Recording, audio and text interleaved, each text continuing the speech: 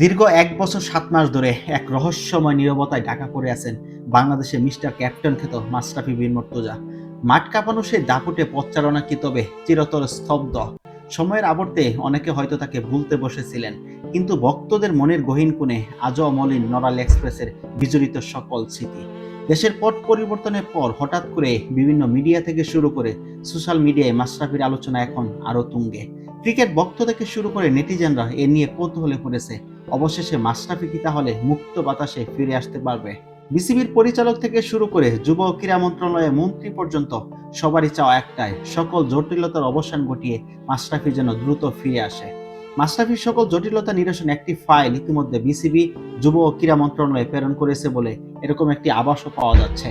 দেশের স্বার্থে বিসিবির লড়াইটাকে অনেকে সাধুবাদ জানালেও অনেকে আবার এর ঘোর বিরোধিতাও করেছেন।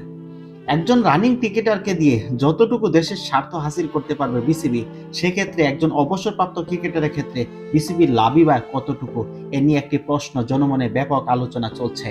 আন্তর্জাতিক ক্রিকেট থেকে শুরু করে ঘরোয়া লিগে কোথাও নেই মাশরাফি বিন মুর্তজা, তাহলে মাশরাফিকে নিয়ে বিসিবির এত পরিকল্পনাই বা কেন?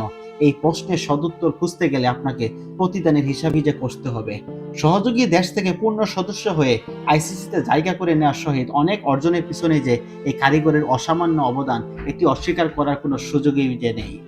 আইনি জটিলতা কাটিয়ে মাশরাফির ফেরা, আবার মুক্ত বাতাসে ফিরে আসা, এই সকল কিছুই নির্ভর করছে দেশের দায়িত্ববানদের উপরে। মাশরাফির ফিরে আসার পর দেশের স্বার্থে কতটুকু অবদান রাখতে পারবে, এই সকল কিছু এখন দুদুল্যমান হলেও একজন জাতীয় বীরের জীবনকে নির্বাসনে না দিয়ে ক্রিকেটীয় স্বার্থে ফিরিয়ে আনাটা অতীব জরুরি।